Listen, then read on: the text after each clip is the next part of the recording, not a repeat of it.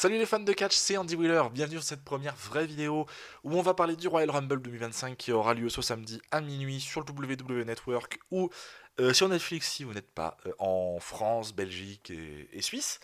On va parler du coup des 4 matchs qui vont avoir lieu, les 2 matchs de championnat et les 2 Royal Rumble. On va commencer par les matchs de championnat. Sachez que ça va être, je pense, une très très belle soirée, ça va être très difficile de pronostiquer. D'ailleurs, je ferai pas de pronostic ni sur cette vidéo, ni je pense sur les prochaines. Ça sera plus, on va dire, un peu un billet d'humeur, plus quelques petites informations à vous donner sur le type de match, sur un peu l'historique ou des choses que je pense. Pas fort, je donnerai quand même mon avis sur qui peut gagner, mais voyez pas ça comme une vidéo pronostic. Je suis pas sûr que ce soit très très intéressant d'ailleurs les vidéos pronostics. Donc voilà, on va parler de ces 4 matchs. On va commencer du coup par le match tag team. D'ailleurs, je pense pas que la carte sera faite comme ça. Je pense que ce sera plutôt Royal Rumble féminin, suivi du match tag team, suivi du match WWE, et on terminera la soirée par le Royal Rumble masculin. Mais je trouve que c'est intéressant de plutôt faire de la vidéo YouTube dans ce style-là, commencer par les matchs de championnat et finir par les Royal Rumble. On va commencer du coup voilà, par le match de DIY contre Motor City Machine Guns. Ça sera un 2 out of 3 falls match. Donc il faudra faire 2 tombées pour pouvoir gagner ou conserver les titres. Pourquoi 2 out of 3 falls? Parce qu'il faudra faire 2 tombées sur les 3 qui sont disponibles. Si vous faites les 2 dès le début, bah, vous avez gagné le match. Sachez que la WWE a tendance, surtout dans les dernières années, à faire les 2 premiers tombés très vite. Et souvent, surtout dans les matchs tag team, un peu par des miscommunications, vous savez, par des erreurs dans chaque équipe qui font faire les 2 premiers tombés très vite. Et ensuite, le troisième tombé se fait un peu plus tard. Je vois bien une victoire de DIY. Je pense que c'est ce qui va se passer, honnêtement, dans Motor City Machine Guns. Déjà, c'est fou qu'il soit à la WWE à l'heure actuelle. Je trouve ça toujours aussi dingue. C'est une équipe iconique, mais qui n'a jamais été à la WWE. Et honnêtement, je ne m'attendais pas à les voir un jour à la WWE. Et pourtant, ils sont là, et c'est fantastique. Ils ont été champions très vite, et je trouve que c'est intéressant de l'avoir fait pour un peu montrer que c'est une équipe iconique. Maintenant, Alex Shelley, Chris Sabin, est-ce qu'ils vont redevenir champions maintenant? Je pense pas. Je pense que le titre, surtout à SmackDown, sera plutôt conservé du côté de DIY. Je pense qu'à WrestleMania et sera dans un match Triple Threat ou Fatal 4-Way.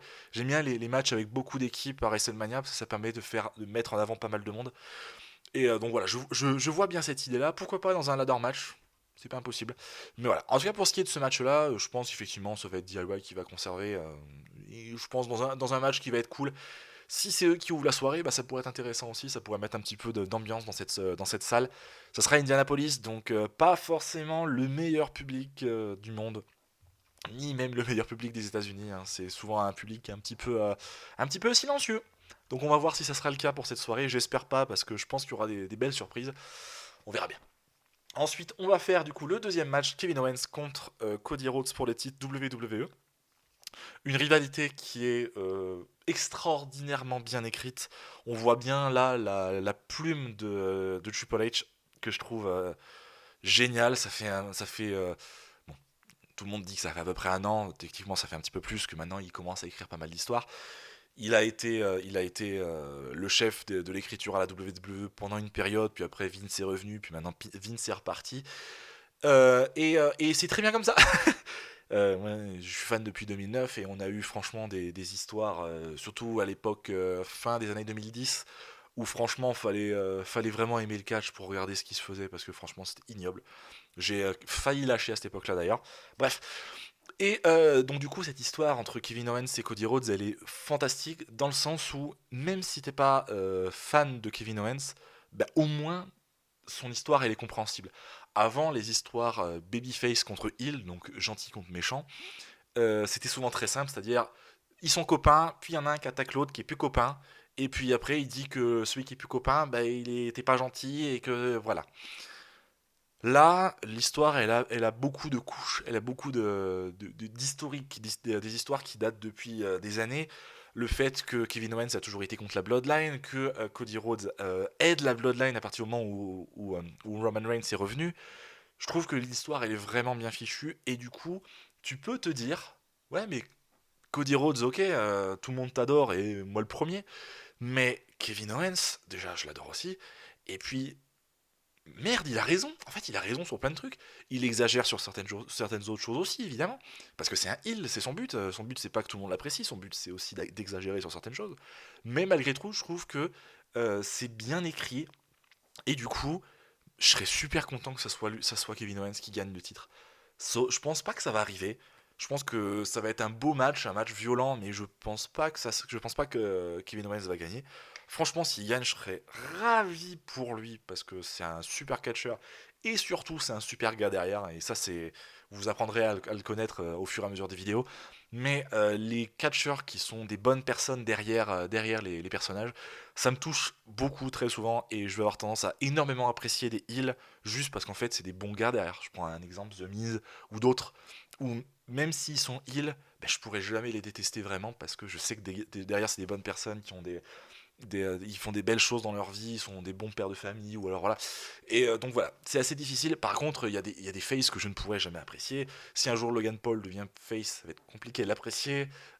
Quand Brock Lesnar était face, je l'ai jamais apprécié non plus. Bref, je digresse énormément, vous allez voir, je vais souvent digresser aussi dans les vidéos. Mais en tout cas, voilà, pour ce qui est de ce match-là, sachez que ce sera un match ladder, donc il faudra aller chercher, enfin il faudra monter sur une échelle et aller chercher les titres qui sont suspendus au-dessus du ring. Sachez que les deux titres seront suspendus, c'est un truc qui a été très très mis en avant de la part de la WWE et de Nick Aldis. Donc, sachant qu'ils en parlent autant, il va peut-être se passer quelque chose là-dessus. Sachez aussi que, alors là pour le coup, je parle vraiment sur les réseaux sociaux, mais les trucs un petit peu underground, des trucs pas forcément trop connus, ça parle peut-être d'avoir un nouveau titre, de changer le titre Undisputed pour refaire un vrai titre WWE classique sans le titre Undisputed. Et que ça soit un peu un mix des deux ceintures actuelles, de la ceinture Wind Eagle, j'ai du mal à le dire, et de la ceinture Undisputed de Cody Rhodes, de faire un peu un mix pour avoir un titre qui ne soit pas juste un logo. Et je trouve l'idée super cool. Pour ce qui est du match en tant que tel, ouais, effectivement, ça va sûrement être une victoire de Cody Rhodes qui va aller vers, je pense, le main event de WrestleMania Sunday, WrestleMania dimanche, contre très certainement John Cena. On va en parler juste après dans les Royal Rumble. On va passer maintenant au Royal Rumble féminin. Donc je vous annonce déjà les premières participantes qui ont été annoncées. Sachez que cette vidéo est tournée avant SmackDown. On a pour l'instant Charlotte Flair, Nia Jax, Bayley, Bianca Belair, Naomi, Liv Morgan et Lyra Valkyria, la championne intercontinentale.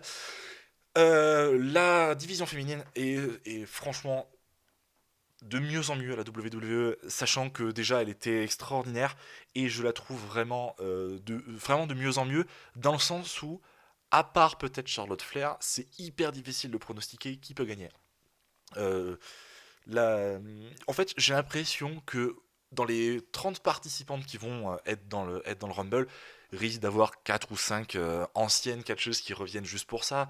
Il y aura très certainement notre Kelly Kelly nationale. Il y aura peut-être deux trois autres catcheuses qui vont être là. Sûrement une ou deux transfuges depuis TNA, des catcheuses de NXT. Peut-être AJ Lee, et ça je croise les doigts, je serais trop content qu'elle soit là parce que je pense que ça pourrait être une pop formidable si elle était là. Parce qu'il faut pas oublier qu'elle était hyper appréciée. J'aurais aimé, même si ce serait pas possible, une petite confrontation contre Paige. Malheureusement, Saraya maintenant est à la EW. Mais voilà, je me dis que ce match-là va être vraiment, vraiment intéressant. Va y avoir un ventre mou. Malheureusement, c'est le cas souvent dans les Royal Rumble féminins. C'est que à partir enfin, tu as les 10 premières catcheuses, et puis ensuite, à partir du moment où tu arrives vers la 11, 12e position, jusqu'à la 21, 22e, c'est souvent un ventre mou où il y a du mal, il n'y a pas trop de surprises. C'est souvent des anciennes, c'est parfois un peu compliqué dans cette période-là. Et ensuite, ça remonte à partir de la 22, 23e place jusqu'à la 30e, et puis ensuite, ben, voilà, le bouquet final. Et la vainqueur, je pense effectivement que ça va être Charlotte Flair, même si je suis pas du tout ravi de ça. En fait, j'ai du mal à apprécier quand les vainqueurs du Royal Rumble n'ont pas fait de match depuis 6 mois, 1 an. Et, euh, et là, ben, Charlotte Flair, ça fait, je crois, plus d'1 an maintenant qu'elle n'a pas fait un match, qu'elle n'a pas apparu une seule fois, enfin qu'elle n'est pas, pardon, apparue une seule fois dans la WWE. Et je me dis, la faire revenir et directement gagner le Rumble, ben, je trouve ça un peu compliqué. Le Royal Rumble masculin, ça risque d'être la même chose d'ailleurs. Mais voilà, En fait, je préférerais largement que ce soit une catcheuse peut-être moins mise en avant à l'heure actuelle, genre Io Sky ou alors Jade Cargill, malheureusement elle est blessée, je pense qu'elle reviendra pas pour le Rumble, mais voilà, des catcheuses un peu dans ce style-là qui sont régulièrement à la WWE, même pourquoi pas Naomi, moi je serais content d'avoir Naomi à WrestleMania pour un titre. Donc voilà, moi j'ai du mal à voir souvent les personnes qui n'ont pas fait de match depuis longtemps être champion ou enfin enfin gagner le Rumble. Mais de ce qu'on comprend, en plus la WWE a l'air d'être ultra chaude sur Charlotte Flair comme elle l'a toujours été. Ils veulent remettre un titre apparemment très rapidement sur elle. Je préférais à la rigueur qu'elle fasse ses preuves enfin qu'elle refasse ses preuves pendant le Royal Rumble et qu'elle aille gagner le titre à l'Elimination Chamber pour arriver en tant que championne à WrestleMania. Je préférerais à la rigueur ça parce que, enfin franchement, Charlotte Flair, bah justement, on parlait tout à l'heure de la période 2016. Le ping-pong Charlotte Flair, Sasha Banks, j'étais pas le plus grand fan, je suis pas énormément fan de Charlotte Flair, j'étais pas trop fan non plus de Sasha Banks, donc voilà, je pense que c'est elle qui va gagner, mais est-ce que j'en suis ravi? Honnêtement, pas trop. Et on va terminer du coup par le Royal Rumble masculin. Un Royal Rumble qui me hype de zinzin, qui va être, je pense, trop cool. Je vous donne les participants qui ont déjà été annoncés. Donc, le premier, ça a été John Cena, Roman Reigns, CM Punk, Seth Rollins, Drew McIntyre, Rey Mysterio, Sami Zayn, Shinsuke Nakamura, Logan Paul, Penta, Braun Breaker et Carmelo Hayes. Il reste 18 personnes du coup à annoncer ou qui vont s'annoncer pendant le Rumble. Je pense pas trop de surprises. Peut-être Matt Cardona, qui apparemment serait dans les grosses rumeurs, on va dire. Joe Henry, j'adorerais Joe Henry, je suis ultra fan depuis qu'il était à la WCPW, donc je dirais, là encore, on va repartir du côté 2015-2016, à l'époque où je regardais quasiment plus la WWE, et du coup, je regardais plutôt ce qui se faisait sur le circuit indépendant. Et du coup, voir un petit peu son évolution jusqu'à devenir The Prestigious One, et puis maintenant, Joe Henry, Joe Henry, quoi, c'est Joe Henry, champion de TNA, Joe Henry qui était à la NXT, enfin qui est passé à NXT, qui, je pense, a beaucoup aidé à faire le lien entre la TNA et la WWE, et du coup à signer ce contrat de partenariat maintenant, qui est un partenariat plutôt NXT, mais qui est hyper intéressant, et il y a moyen que j'en parle dans une vidéo, parce que vous allez voir que pour les gens qui n'ont pas trop suivi cette histoire, c'est bien plus que ce qu'on pourrait penser, je pense que ça va vraiment apporter de belles choses. En tout cas, pour ce qui est de ce Royal Rumble, encore une fois, je vais essayer d'arrêter de digresser. On va dire que l'idée globale serait d'avoir une victoire de John Cena. Vous le voyez un petit peu, même si vous ne pouvez pas le voir, si ce n'est un petit œil ici. Je suis ultra fan de John Cena, c'est mon catcheur préféré depuis que je suis jeune, depuis 2009. Le tout premier match que j'ai regardé, c'était lui. Et encore une fois, je suis quand même dans cette idée-là de me dire, putain, t'as pas fait un match depuis un an, je dirais. T'as pas gagné un match en solo depuis 1000 ou 2000 jours, un truc comme ça, et tu reviens et tu gagnes le Rumble. Pouah, j'ai du mal à me faire à cette idée-là. Et très franchement, je préférerais largement une victoire de CM Punk, qui est un de mes catcheurs préférés aussi, je dis pas le contraire. Mais je préférerais largement une victoire de CM Punk qui serait bien plus intéressante, qui je pense lancerait une route vers WrestleMania bien plus intéressante. Là aussi, si vous voulez mettre John Cena dans un match à WrestleMania pour le titre, mettez-le dans l'Elimination Chamber à la rigueur. Mais voilà, en fait, je vois bien CM Punk gagner ce Rumble. Et puis, je serais content pour lui. Et puis, ce serait une belle histoire de se dire, tu peux t'en aller. Si ton endroit, enfin ton environnement de travail te plaît plus, tu peux t'en aller. Tu peux faire autre chose. Mais tu peux revenir et dire que tu fais pas de blanche. Et en plus, il a l'air d'être une super bonne influence dans les backstage et les gens ont l'air de l'apprécier. Donc je me dis, putain, ça serait génial de se dire que CM Punk gagne le Rumble et va à WrestleMania. Honnêtement, un CM Punk Cody Rhodes à WrestleMania, je suis chaud, hein. Puis en vrai, un CM Punk Kevin Owens, vous êtes pas chaud pour ça? Parce que moi, franchement, ça me plaît, hein. Donc voilà, enfin, si c'est John Cena, je serais content aussi. Franchement, John Cena, Cody Rhodes, ça me fait pas ultra bander, mais je serais quand même content, parce que Cena pourrait avoir le 17ème titre. Mais je me dis, ils ont un an. pour le faire. Est-ce qu'il tenterait pas de le faire un peu plus tard dans l'année, peut-être au SummerSlam ou à un autre moment? Je sais pas. Je sais pas. Franchement, il y a de grandes chances que ce soit quand même, enfin, que ce soit quand même John Cena qui gagne le Rumble. Et honnêtement, je vais être comme un dingue parce que je suis ultra fan quand même de Cena. Bon, ça sera cool, mais voilà. Ça se jouera très certainement entre ces deux. Et puis si c'est quelqu'un d'autre, franchement, je suis content aussi. Parce qu'encore une fois, la WWE ne s'est jamais aussi bien portée qu'à l'heure actuelle. Et si c'est. Alors, si c'est Logan Paul, j'aurais du mal à être content.